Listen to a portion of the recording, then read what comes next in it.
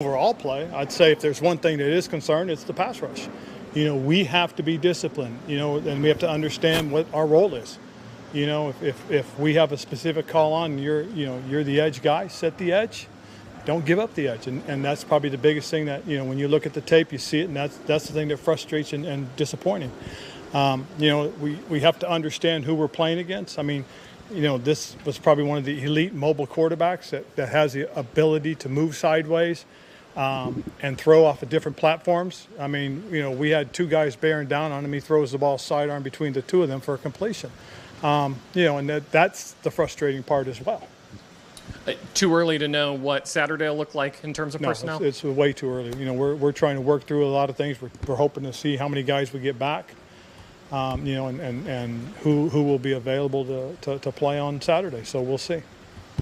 Logan Thomas coming off the PUP list. I mean, how nice for you to see that? It's very nice. The next step obviously is to see him practice. So we'll get excited about that hopefully soon. But the best thing is this is a step, part of the process. Do you have a feel, until even right now, like for him, for the opener availability, do you have a feel for that at all right now? No, other than, them just telling us, that as long as he continues to progress, there's some good things. We saw Wes Schweitzer out doing some position drills. I guess what's with him? We haven't seen Andrew Norwell in a while. What are the situations there? Just guys, taking care of themselves. I don't have to give you an injury report, so I'm just telling you, they're just guys taking care of themselves. Okay? Just for Norwell, I don't think we've ever heard what his issue was. I know. I don't have to tell you that right now. So I'm just telling you. He's just working through it, and when he's healthy and ready to roll and everything's okay and fine, we'll get guys out there on the football field. I know during the season you just have to play with who is available. Last year you had this run with all the different centers. But how hard is it to assess what happened the other day when you don't have several linemen? Well, the nice thing we were able to assess really was the play of those younger guys. And some guys stepped up, and they've still got a ways to go. But getting opportunities to play as much as they did was good for a lot of guys. And again, it's all part of the process we have to go through. It's part of the development. It did cause some things for us to do differently. I know some of the play calling and talking with Scott was a little bit different just because of the players we didn't have out there on the field. Was any part of bringing Logan back influenced by the tight end? No. That's one thing I'll never do is I'll never put a player on the field until he's ready. When the trainers and the doctors tell me he's cleared, he'll be cleared. And then obviously you bring in a couple of tight ends. What's the state of that room and getting to where you need to get? Well, we have one guy left healthy, and we started with 7 healthy guys, and we have one guy left. So that's why we brought in 2 other guys. Derek Forrest, what have you seen from him year over year? Seen some really good growth. We really have, and that's a huge plus. He took a big step from last year. He's a guy that has an opportunity to contribute, to the every down defense, or in situations. But it's a big step from last year where he was really just a special teams ace. He still has that role as a special teams ace, but the biggest thing is, he has a chance to contribute on the downs too. His versatility, has that improved as well as everything else? Yes, because he can pretty much play either the safety spots and the big nickel. So, the Buffalo. So we feel very comfortable with him. He's learning, he's growing, he's shown some strides, and that's something that we take into consideration. Okay, and I don't know if others asked this, but Corn Elder, I think he was in the protocol on Saturday, and he was out there. He's fine. He was cleared. Okay. He was cleared on Saturday as well, but even though he passed the test, Al was still a little bit concerned, so we didn't put him out there. And then he came in yesterday and was checked out, and we checked him out this morning, and he was brought back to work. He didn't get into the protocol at all, but just, Al just wanted to make sure, so I have no issue with that. We didn't see James Smith-Williams out there today, practice. Mm-hmm. What's his? James had to take care of a personal issue.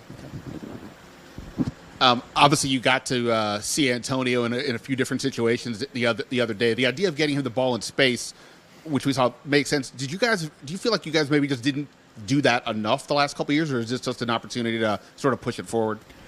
Well, I mean, you have a guy like JD out there, that's really good at that portion of it. With Antonio, again, he was a 1,000-yard rusher for us last season. And with him, it's really about getting him the ball, whether he's in space or you're handing it off to him. But in space, he is pretty special. It's kind of his forte. That when he breaks it through the line and gets vertical, as far as being a runner, he can create some things. So that is something that, we've looked at, something that, we most certainly are trying to do, trying to get in his hands, the ball out in space. Back on the pass rush, acknowledging it was Patrick Mahomes, obviously, but with it being year 3 and it seems like so many of the units are kind of on board, is it tough to see that part still lagging behind, not seeing that discipline that you want to see? Well, I think the thing that's tough to see more than anything else is just the missed opportunities. Guys understanding, again, as I said, what their role is and who they're out there with and what the situation is. We're going back to Logan. What would it mean to get him back healthy with this group, with the other additions that you had on that offense? Well, I think first of all, his connection with Carson, that'll be a big part of it. We've got to see that because we haven't had a chance to see it. Secondly, is his influence and impact will be on the other guys. Whether it's with John Bates or it's going to be with Cole or whoever else is on the field. You've got to see that. I mean, we'll even see how he impacts the other young tight ends too. I mean, he's a guy that has the versatility and the athleticism to be the complete tight end. All those other guys all have specific skill sets. He's probably the one that's truly is well-rounded. And then, sorry, one more on just going back to Antonio, and you talk about Antonio, JD. How many more options do you feel like this offense has just to be with versatile packages or whatever compared to a year ago? Oh, I think a lot more. And again, with the quarterback, it gives us an opportunity to open things up a little bit more as well. So, pretty excited to see what we really have. It's just be nice to be able to get everybody on the field. With Logan coming back, there was also a hit yesterday in the Giants game that was kind of very similar to the hit that Logan took against the Raiders. Is that type of hit, do you think, I know it's legal right now, but do you think that's something that the league will look at eventually down the line? Or what are kind of the benefits of that? I do hope so.